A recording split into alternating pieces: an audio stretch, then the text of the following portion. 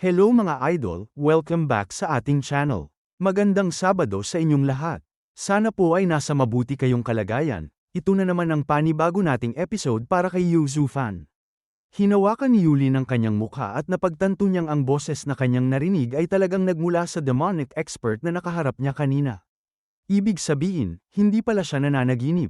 Ang mas masama pa, ang demonic old man na yon ay hindi talaga umalis sa lugar na ito. Dahil dito, agad na nagmakaawa si Yulin at ipinaliwanag na hindi ang kanyang master ang kanyang minumura. Wala siyang lakas ng loob na gawin yun sa kanyang master. Ang tunay na minumura niya ay ang mga tauhan ng Feiyun Manor, partikular na ang matatandang nagbabantay sa Flying Dragon City.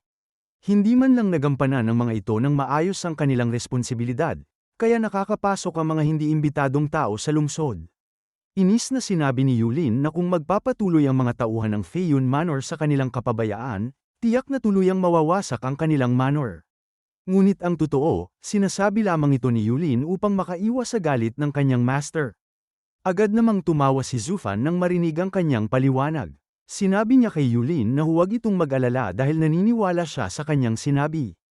Para sa kanya, malinaw na ang mga tauhan at pinuno ng Feiyun Manor ang tunay na pinatutungkulan ng mga pagmumura nito.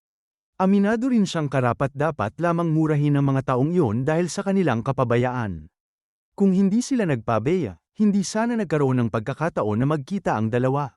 Dagdag pa ni Zufan, isang malaking karangalan para sa kanya na makilala ang isang henyo na katulad ni Yulin. Sa narinig ni Yulin, lalo siyang nawalan ng pag-asa na makaalis mula sa pagkakahawak ng misteryosong expert. Nagpatuloy si Zufan sa pagsasalita at napansin niyang napakahina ng katawan ni Yulin.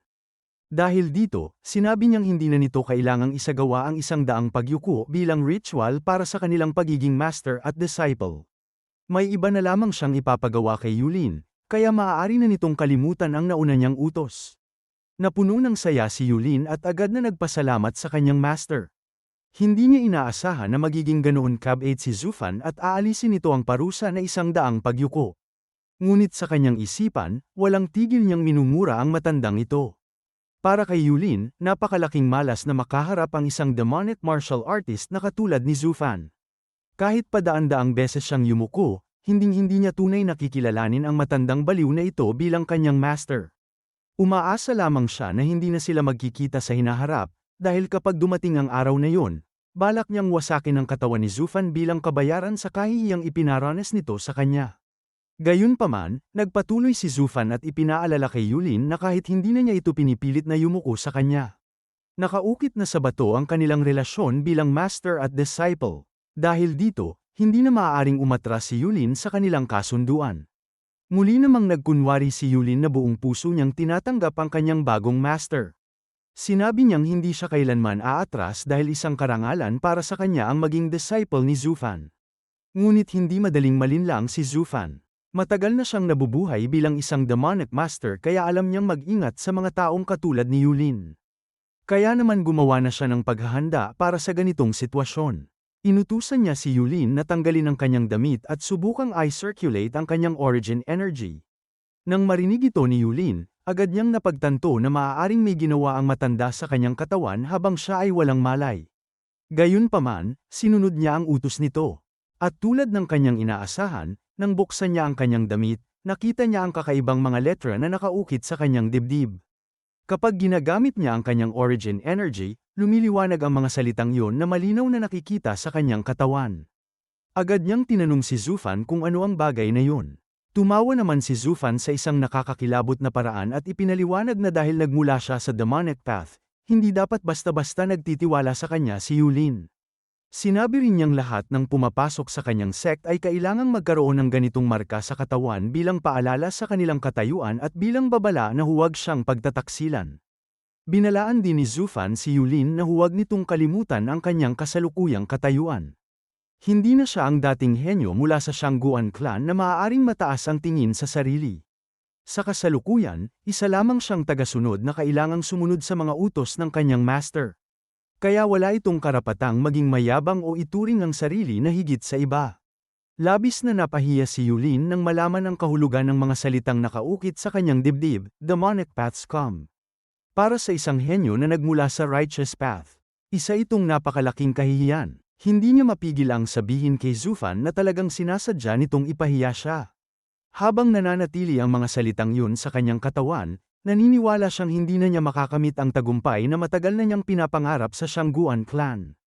Sinabi pa ni Yulin na kahit papaghatian nila ni Zufan ang buong Shangguan clan sa hinaharap, handa na siyang ibigay ang lahat ng iyon. Ang tanging hinihiling niya ay alisin lamang ni Zufan ang mga salitang nakaukit sa kanyang katawan dahil isa itong kahihiyang maaari niyang dalhin habang buhay.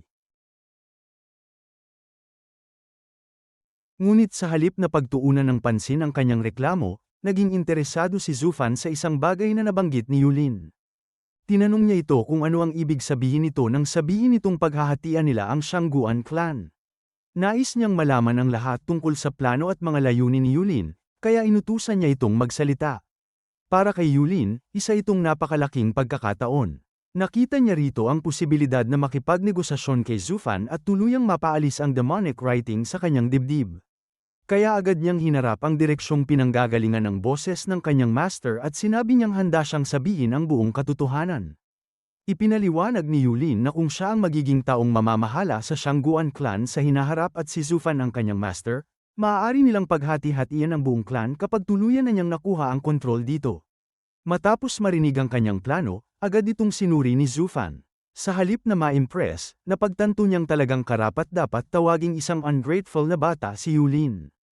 Hindi man lamang nito iniisip ang katapatan sa mga taong tumulong sa kanya, at handa pa itong ipagkanulo ang mga taong nagpalaki at sumuporta sa kanya kapag nakinabang siya rito. Para kay Zufan, malinaw na ang batang ito ay talagang may likas na talento sa pagtataksil. Sinabi niya na kung nandito lamang ang uncle ni Yulin ay mamatay ito sa inis kapag narinig niya ang sinasabi nito.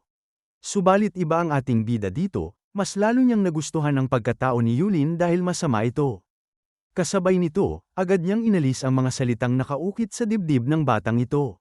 Nang makita ni Yulin na tuluyan ang nawala ang marka ng demonic path's calm. Nakahinga siya ng maluwag at napuno ng saya. Gayunpaman, agad siyang binalaan ni Zufan na huwag kalimutan ang lahat ng sinabi niya ngayong araw. Bilang kapalit ng pagtanggal niya sa mga salitang nakaukit sa katawan ni Yulin, inaasahan niyang tutuparan nito ang pangakong binitiwan kanina. Mula sa sandaling yun, kailangan ng kumilos si Yulin ayon sa kanyang mga utos. Kung tatangkain nitong suwayin o ipagkanulo siya, hindi lamang muling lilito ang mga salitang inalis niya sa katawan nito. Maaari rin itong humantong sa tuluyang pagkawala ng buhay ni Yulin.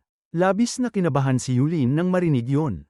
Hindi niya alam kung nagsasabi ba ng totoo ang matandang ito o ginagamit lamang ang kanyang takot upang mapasunod siya. Ngunit matapos niyang masaksihan ang pambihirang kakayahan ni Zufan, hindi niya maiwasang isipin na maaaring totoo ang lahat ng sinabi nito. Agad siyang tinanong ni Zufan kung alam ba niya kung ano talaga ang kahulugan ng mga salitang lumitaw sa kanyang katawan kanina. Kung hindi niya alam, kailangan niyang makinig ng mabuti dahil maaaring ang kamangmangan niya mismo ang maging dahilan ng kanyang kamatayan. Muling tumawa si Zufan sa nakakatakot na paraan bago niya ipinaliwanag ang katotohanan. Naglagay siya ng isang blood curse sa katawan ni Yulin. Nang i-circulate nito ang kanyang origin energy, ang apat na salitang lumitaw sa dibdib nito ay nagsilbing ritual na maaaring mag-activate sa blood curse. Kung hindi niya agad na suppress ang curse mark sa tamang oras, tulad ng ginawa niya ilang sandali lamang ang nakalipas, sa loob ng isang oras ay tuluyang mawawasak at sisabog ang katawan ni Yulin. Hindi lamang katawan nito ang mawawala, pati ang kanyang divine soul ay tuluyang mapupuksa, kaya wala na rin itong anumang pagkakataong muling mag-reincarnate. Matinding takot ang naramdaman ni Yulin. Sa buong buhay niya, ngayon lamang siya nakarinig ng ganitong uri ng napakalupit na curse. Hindi niya maintindihan kung paano naging posible ang isang bagay na ganoon kalakas. Ngunit para kay Zufan, walang imposible sa demonic path. Ngayong naging disciple na niya si Yulin, unti-unti pa lamang nitong mauunawaan kung gaano kalawak ang kanyang mga pamamaraan bilang isang demonic master. Ipinaalala rin ni Zufan kay Yulin na hindi ba ito nagtataka kung ano ang tunay na dahilan ng pagkamatay ng mga disciple na nauna sa kanya. Upang patunayan ang kanyang sinabi, inutusan niya si Yulin na pisilin ang spirit pool acupoint sa kanyang kanang kamay habang ini-circulate ang kanyang origin energy. Agad namang sinunod ni Yulin ang utos upang malaman kung totoo nga ang mga sinabi ng kanyang master. Ilang sandali lamang ang lumipas nang biglang sumiklab ang isang malakas na gintong apoy mula sa kamay ni Yulin. Agad nitong nasugatan ang kanyang kamay at napasigaw siya sa matinding sakit. habang hawak niya ang kamay na nilalamon ng gintong apoy. Lalo siyang natakot at napagtanto niyang talagang ruthless at merciless ang matandang ito. Para bang naglagay ito ng isang remote-controlled na bomba sa loob ng kanyang katawan na maaaring gamitin anumang oras upang tuluyang patayin siya. Gayunpaman, sinabi ni Zufan na hindi dapat magalit sa kanya si Yulin. Sa halip, dapat pa nga itong magpasalamat dahil ang golden flame na inilagay niya sa katawan nito ay isa ng malaking anyo ng mercy. Kung black flame ang ginamit niya sa halip na golden flame, hindi na sana magkakaroon ng pagkakataon si Yulin na mailigtas ang kanyang kamay kapag tuluyan itong na-activate. Higit pa rito, maaari pa itong maging sanhi ng kanyang kamatayan. Hindi rin dapat isipin ni Yulin na yun na ang buong lawak ng kapangyarihan ng golden flame. Ang apoy na kasalukuyang lumalabas sa kanyang kamay ay maliit na bahagi lamang ng tunay na kapangyarihan ni Zufan. Kung gugustuhin niya, kaya niyang maglabas ng napakaraming apoy na maaaring sunugin ang buong katawan ni Yulin nang walang anumang kahirap-hirap. Dahil dito, tuluyang napagtanto ni Yulin na wala na siyang paraan upang makatakas sa kontrol ng matandang ito. Agad siyang yumuko at nagpahayag ng kanyang pagsunod. Mula sa sandaling yon, handa siyang sundin ang anumang ipag-uutos ni Zufan nang walang pag-aalinlangan. Kasabay nito, nagmakaawa siyang magpakita ng awa ang kanyang master at tuluyang alisin ang blood curse sa kanyang katawan. Sinabi naman ni Zufan na kung ganoon ang kanyang desisyon, maituturing na silang nasa iisang panig. Ngunit nagbigay siya ng malinaw na babala kay Yulin na huwag na itong magtangkang magtaksil sa hinaharap. Ang unang bagay na kailangan nitong gawin ay sabihin ang buong katotohanan.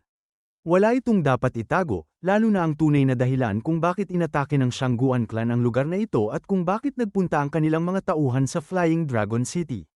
Nabahala si Yulin sa tanong na yon. Ngunit alam niyang hawak ni Zufan ang kanyang buhay.